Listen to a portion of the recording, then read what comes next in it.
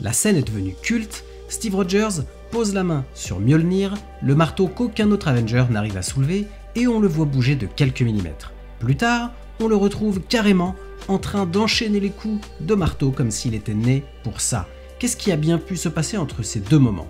Certains parlent de pureté de cœur, d'autres évoquent un stratagème pour épargner l'ego de Thor, mais la vérité est un peu plus complexe. Salut à tous et bienvenue sur House of Marvel pour une nouvelle vidéo.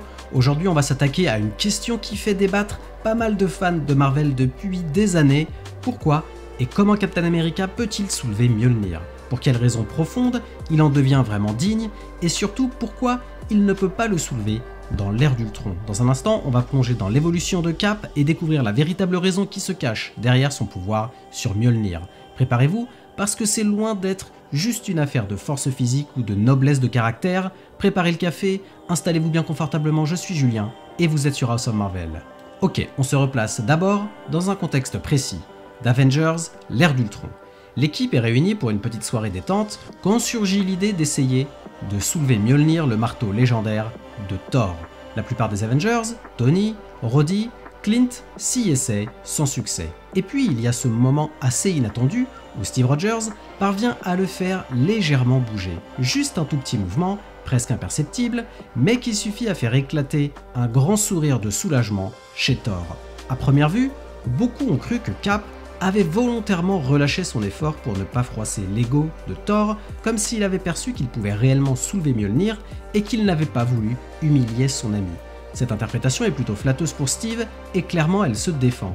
Mais vous me connaissez, j'aime bien aller chercher la petite bête. Et si il existait une autre explication plus profonde qui se rattache à l'idée qu'il n'était pas encore entièrement digne à ce moment-là, mais pas pour les raisons que nous pensions. Mais alors, pourquoi il ne l'était pas? Eh bien on peut trouver des indices lors d'un événement bien précis quand Scarlet Witch, Wanda Maximoff, plonge chacun des Avengers dans leur pire cauchemar. Souvenez-vous, Tony Stark se voit responsable de la mort de ses coéquipiers, Thor a une vision du Ragnarok, et de son côté, Steve Rogers se retrouve face à un monde en fait libéré de la guerre où les gens dansent et célèbrent la fin du conflit. Une image a priori positive, mais qui représente pour lui un véritable cauchemar. Un vrai paradoxe. Pour comprendre pourquoi la paix est une vision cauchemardesque pour Cap, il faut se rappeler tout son parcours. Enrôlé pendant la Seconde Guerre mondiale, devenu le fameux premier Avenger, il s'est sacrifié pour son pays avant de sombrer dans la glace. Puis, il s'est réveillé à une époque qui n'était plus la sienne. Privé de tous ses repères, confronté à des menaces modernes, il ne s'est jamais vraiment accordé le temps de se retrouver lui-même. Du coup, sa raison d'être est restée liée au combat, à la mission, au danger permanent. La paix absolue, ça veut dire ne plus avoir d'ennemis, ne plus avoir de combat à mener. Pour Steve, c'est la fin du rôle de soldat qui lui donne un but précis depuis tant d'années. S'il n'y a plus de combat, que lui reste-t-il? Dans l'ère d'Ultron, il n'a pas conscience de cette obsession, mais Mjolnir, sous l'enchantement d'Odin, la décèle. En effet, le marteau reconnaît les qualités de courage, de loyauté et de droiture de Steve, mais il constate aussi qu'il n'est pas prêt à poser les armes et à accepter la paix. On retrouve là un parallèle avec l'histoire de Thor lui-même. Souvenez-vous, Odin l'a jugé indigne quand il ne voyait que la force brute, la guerre comme solution à tout. Thor a dû apprendre l'humilité sur Terre, la compassion et la capacité de sacrifier son ego pour se montrer digne de Mjolnir. Dans le cas de Steve, ce n'est pas l'ego le problème, mais cette incapacité à abandonner l'idée qu'il doit toujours combattre. Puis arrive Avengers Endgame et c'est là qu'on voit l'évolution décisive de Captain America. Après le snap de Thanos et la disparition de la moitié de l'univers, Steve se retrouve dans une situation quasi désespérée. Mais au lieu de tomber dans la spirale de la colère, ou de se contenter de s'entraîner frénétiquement, à taper dans des sacs de sable comme on le voit faire au début du film Avengers, il crée un groupe de soutien où il écoute, il réconforte, il aide les autres à traverser leur deuil. Il aide même Natasha. Il montre alors un côté empathique qu'il n'avait jamais vraiment montré à ce point. Autre indice, dans la fameuse scène de l'ascenseur, il fait preuve d'une ruse remarquable pour éviter l'affrontement direct. Dans Le Soldat de l'hiver, il n'a pas hésité à se battre. Ici, il n'y a aucune bagarre, il dit Hail Hydra et trompe ainsi ses adversaires. C'est une démarche très intelligente qui prouve qu'il ne choisit plus systématiquement la violence. Il se préoccupe avant tout du résultat et du bien commun, pas de prouver qu'il est le plus fort. Et lors de l'ultime combat contre Thanos, Steve ne se lance pas dans la mêlée pour assouvir une soif de bataille ou de vengeance, il se bat ici pour réparer les dégâts causés par le snap, pour ramener la moitié de l'univers. Sa motivation profonde n'est plus vaincre un ennemi, mais sauver des vies. Et cette nuance change tout pour Mjolnir. À la fin, quand la bataille est gagnée, on le voit prêt à poser son bouclier, littéralement, et d'ailleurs aussi symboliquement. Il n'a plus besoin d'être Captain America.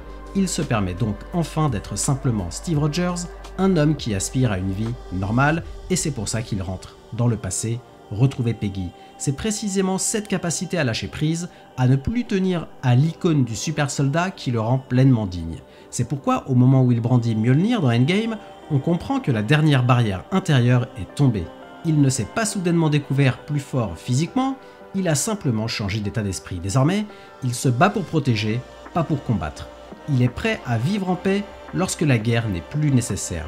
Et ce changement fondamental dans sa mentalité fait de lui le porteur légitime de Mjolnir.